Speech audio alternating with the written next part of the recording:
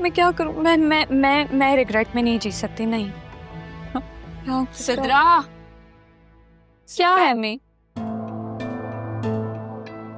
तुम्हारी कबीर से कोई बात हुई है? अब वो मुझसे बात ही कहाँ करते हैं और ना मैं उनसे बात करती हूँ। मेरी बात सुने, आपको आजकल अब्बू की ज्यादा फिक्र नहीं हो रही है? जो तुम्हारे बाप के तेवर है ना, फिक्र करना बनती है। तारा और उसकी बेटी को ढूंढ रहा है। मुझे डर है कि वो कहीं सौतन को मेरे सर पे लाके ना बिठा दे। और सिद्रा, अगर उसे खाला वाली बात पता चल गई ना, मुझे लगता है हमें जान से मार देगा। मैंने कुछ नहीं किया अम्मी, और मैंने तो कहा था कि अब्बू को बता देते। तो तुमने धक्का क्यों दिया था खाला? आपके खातिर दिया था और आप मुझे ऐसे कह रही हैं। तो अब मेरी खातिर चुप रहो। मैं देखती हूँ कि कबीर कहाँ जा रहा है।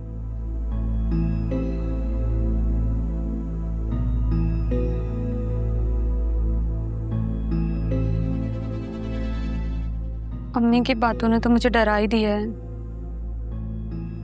तो क्या काशिफ की बात मान लूं और यहाँ से भाग जाऊं? हाँ, यही करती हूँ और इसी तरह से ना मैं इस डर से निकलूंगी। भाग जाते हैं इसी तरह। काशिफ को फोन मिलाती हूँ।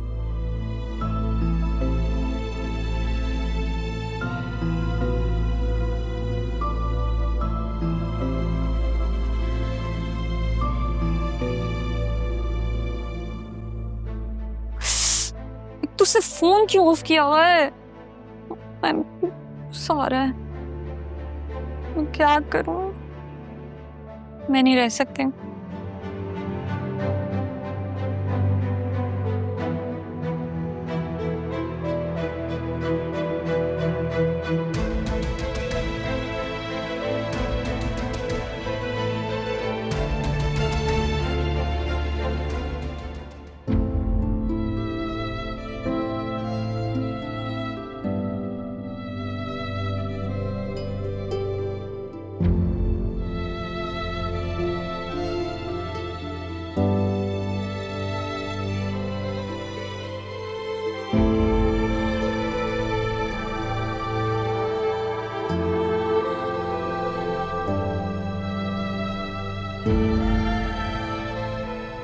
राहा, उठो बेटा। मुझे पता था आप वापस आ जाएंगे अम्मी।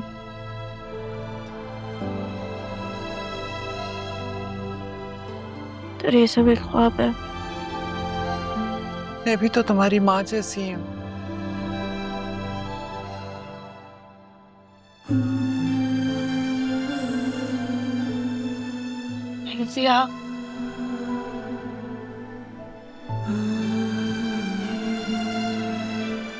अम्मी नहीं आई?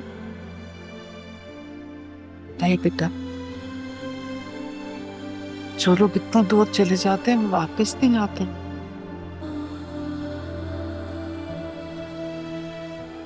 हमारी माँ ने तो जिंदगी में बहुत मुश्किलें बर्दाश्त की, लेकिन मुझे पूरा यकीन है कि अब वो सुकून की जगह में। जाने पे जो लोग जाने वाले होते हैं उनको कैसे पता चल जाता है कि वो जा रहे हैं? वो ऐसी बातें करते हैं, मेरा वो बाद में एहसास होता है कि उन बातों का मतलब क्या था। जब से हम यहाँ आए हैं अम्मी ऐसी बातें कर रही थी।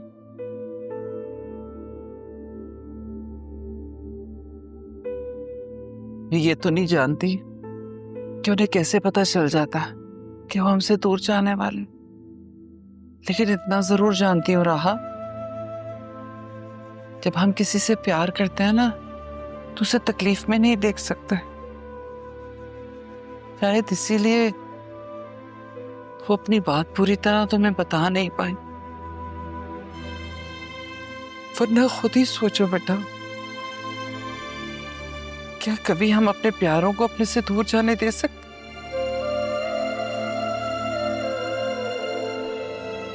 चलो बेटा, तुम भी अपनी माँ को थोड़ा सा सुकून पहुंचा दो। थोड़ा सा कुछ खा लो राहा। कल से कुछ नहीं खाया।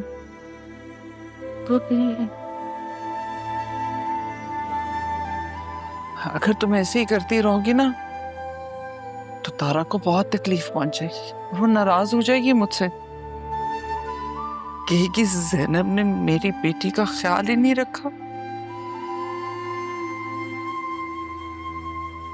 आपको फिर से पता चला था? किसी ने बताया था आपको? तारा का फोन आया था। उसने कहा कि अगर मुझे कुछ हो जाए तो मेरी राहों को संभाल ले।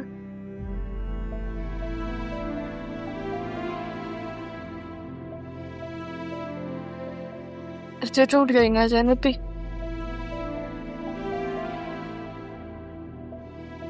ये तो नाना जान की दफा भी नहीं हुआ था। वैसे तो कोई नहीं रहा।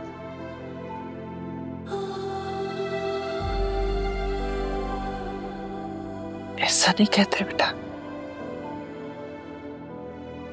क्या तुम्हारी ज़ैनब भी तुम्हारी कुछ? और तुम जानती हो तुम्हारी माँ ने तो मुझसे वादा लिया है कि मैं तुम्हारा ख्याल रखूं, तुम्हें कभी अकेला ना छोड़। उसने सिर्फ मुझसे ही नहीं, रहा उसने सबसे यही बात की कि मेरी बेटी का ख्याल रखना, उसे अकेला मत छोड़ना। क्योंकि वो जानती थी जो लोग उससे मोहब्बत करते हैं वो कभी तुम्हें अकेला नहीं छोड़ेंगे बेटा।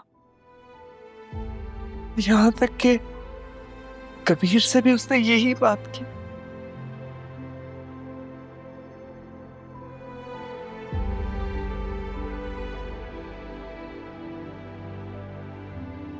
कभी खुद को अकेला नहीं समझना।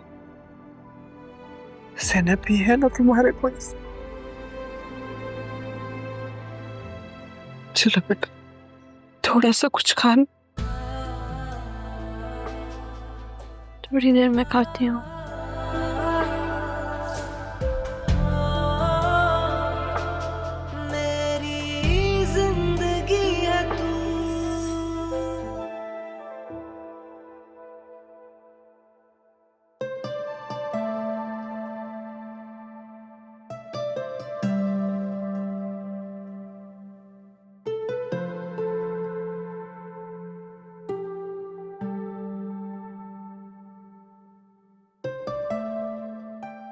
खुद के लिए कॉफी बना रहा था तो तुम्हारे लिए भी बना दी।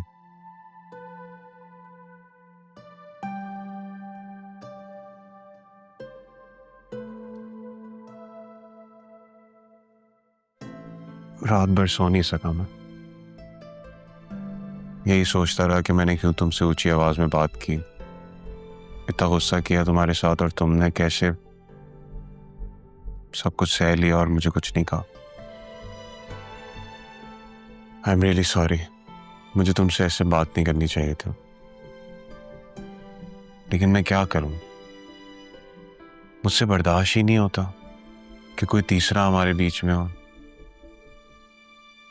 कोई तीसरा नहीं, माँ है मेरी सरियम। मैं जानता हूं तुम्हारी माँ है, लेकिन मैं तुमसे इतनी मोहब्बत करता हूं बतूल, मुझे अच्छा नहीं लगता कि तुम किसी और को जवाब दो। सरियम, मोहब्बत और खौफ एक साथ नहीं चल सकते। जहाँ मोहब्बत होती है वहां पे दूसरे को स्पेस देनी होती है।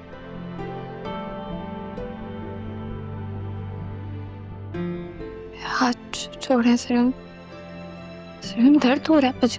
तो क्या हो गया? अगर मैंने तुम्हारा हाथ सख्ती से पकड़ा हुआ है तो मैं ढील तो दे सकता हूं, लेकिन मैं छोड़ नहीं सकता। मुझे डर लग रहा है सरियम। सरियम डरो मत, समझा रहा हूं तुम्हें। सिर्फ इतना बता रहा हूं कि मुझसे बर्दाश्त नहीं होता कि इस मोहब्बत में और कोई शामिल हो। अब माफ कर दो ना मुझे। कब से माफी मांग रहा हूँ, ऑफिस भी जाना है मैंने। तुम्हारे लिए बनाई, पी लो थोड़ी, जाग जाओगी।